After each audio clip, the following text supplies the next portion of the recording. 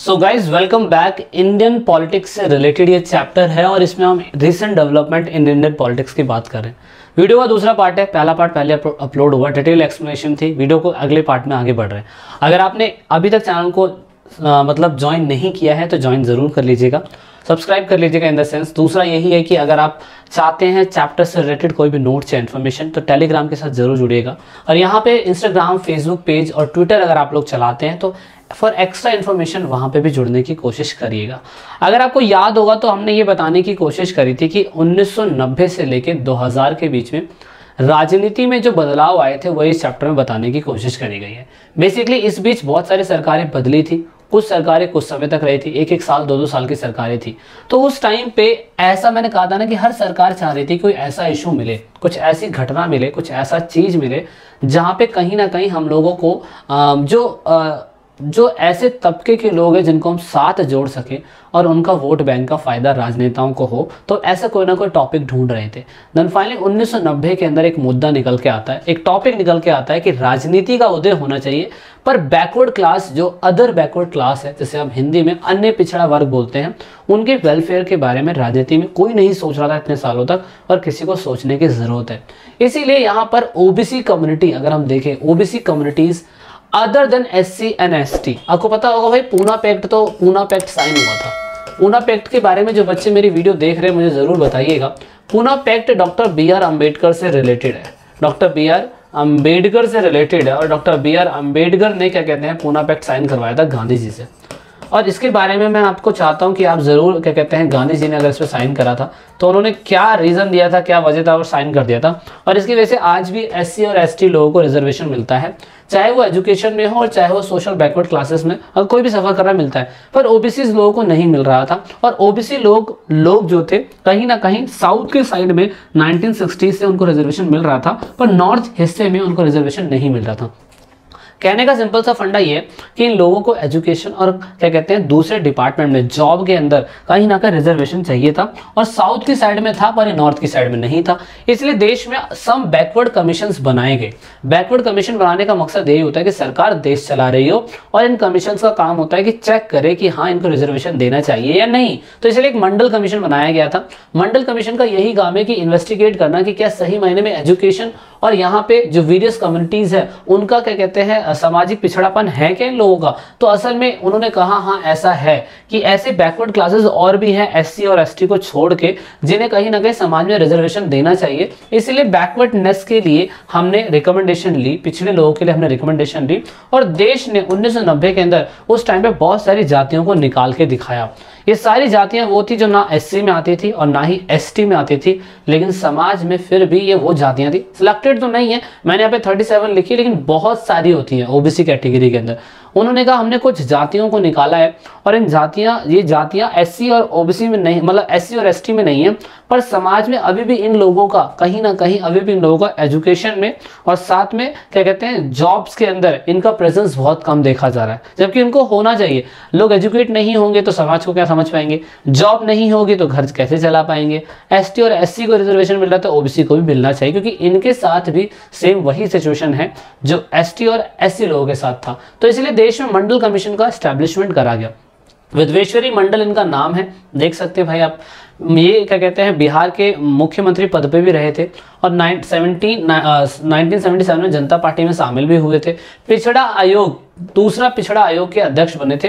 और इस आयोग का काम था कि जो पिछड़े वर्ग हैं क्या उनको आरक्षण देना चाहिए, या आरक्षण देना चाहिए तो किस बेस पे आरक्षण देना चाहिए, इनका ये काम था।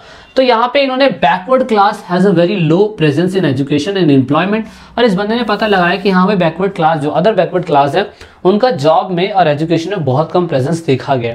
इसीलिए उन्होंने रिकमेंडेशन करी कि सरकारी नौकरियों के अंदर जो सेंट्रल वाली होगी, याद रखना स्टेट वाली की बात नहीं हो रही है, स्टेट वाले की बात नहीं हो रही है, केंद्रीय यानी कि सेंट्रल की बात हो रही है। सेंट्रल गवर्नमेंट के अंदर उनको 27% रिजर्वेशन मिलेगा, और मिलता आ रहा था, इसके बाद मिलना चालू हो गया था। तो ओबीसी की कैटेगरी में बहुत सारी जातियों को निकाला गया, और निकालने के बाद समाज में बोला गया कि हाँ यार इन लोगों को समाज में ओबीसी कास्ट के लोगों को मिलना चाहिए रिजर्वेशन।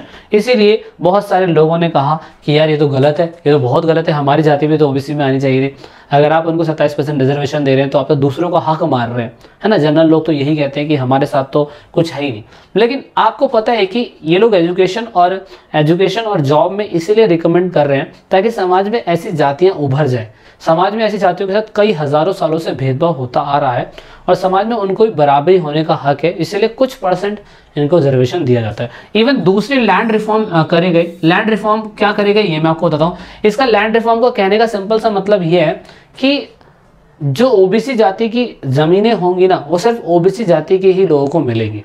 ऐसे ही नहीं तो फिर क्या होगा कि कोई भी बंदा ओबीसी वाला अगर अपनी जमीन बेच रहा होगा तो कोई भी बड़ा लैंड माफिया जो होगा उनकी जमीनों को खरीद लेगा। तो ये बिल्कुल गलत है ना, ऐसा नहीं होना चाहिए। तो इसलिए दूसरे लैंड रिफॉर्म ऐसे ही करे गए और इस लैंड रिफॉर्म को करने का मकसद ये था कि निचले स्तर के लोगों से अगर जमीनें जा रही हैं तो दूसरे उन्हीं के जैसे स्तर के लोगों के साथ वो मिले। इसलिए बहुत जगह जब 1990 के अंदर नेशनल फ्रंट की गवर्नमेंट ने यानी कि वीपी सिंह की सरकार ने जब ये इम्प्लीमेंटेशन की बात करी कि सेंट्रल की जॉब्स के अंदर क्या कहते हैं ओबीसी क्लासेस को क्या कहते हैं रिजर्वेशन मिलेगा, तो बहुत सारी जगहों पे दंगे होने लग गए। नॉर्थ इंडिया के बहुत हिस्सों में आंदोलन होने लग गए। इवन बहुत सी सरकारों ने शुरू में एक्सेप्ट भी नहीं करा कि अरे ये क्या कर रहे हो, जनरल लोगों को तो आप पूरी तरीके से हक मांग रहे हो, हक ही मार दे रहे हो जनरल लोगों का। एससी और एसटी लोगों को तो पहले से रिजर्वेशन मिल रहा था लेकिन ओबीसी को नहीं मिल रहा था। इसीलिए यहाँ पे ओबीसी को रिजर्वेशन एक्सेप्ट पॉलिटिकल पार्टीज ने बाद में करने लग गए और 1990 के बाद ही आपको पता है कि जो ओबीसी या पिछड़ी जातियों के लोग थे उनके हक के लिए लोगों ने बात करने लग गए थे और लोगों ने कहा था कि ओबीसी के लोगों की अगर बात कोई नहीं सुनेगा या समाज में पिछड़े वर्ग के या दलितों की कोई बात नहीं सुनेगा तो हमें मजबूरन कुछ ना कुछ ऐसा काम करना पड़ेगा, हमें कोई ना कोई पार्टी बनानी पड़ेगी। इसलिए सबसे पहले बामसेफ बना था, अगर आपको पता हो बामसेफ की फुल फॉर्म भी पेपर के अंदर आई हुई है। और उसके ऊपर आपको पता है काशीराम जी ने एक पार्टी बनाई थी, आपको पता है बहुजन समाज पार्टी। बहुजन समाज पार्टी बनाने का मतलब ही ये था कि बहुजन जो लोग हैं, जो समाज में पिछड़े वर्ग हैं, दलित वर्ग हैं, जिनको सताया जा रहा है, जिनको समाज में बढ़ाया नहीं जा रहा है, उन लोगों के लिए कहीं ना कहीं हमें सरकार बनानी चाहिए जो स्पेशली इन्हीं के अधिकार के लिए लड़ेगी। मतलब यहाँ पे क्या कहते हैं एक पार्टी जो मंदिर के नाम पे जीत गई, मतलब बीजेपी सरकार तो भाई 1982 के अंदर मंदिर के नाम पे ही आई थी। उन्होंने कहा कि हम मंदिर वहीं बनाएंगे, राम जन्मभूमि पे ही मंदिर बनेगा। 2014 में जाके वो पूरा हो गया। ऐसी बहुजन समाज पार्टी जो थी वो सिर्फ और सिर्फ बहुजनों के अधिकार के लिए लड़ने के लिए वो पार्टी बनी थी।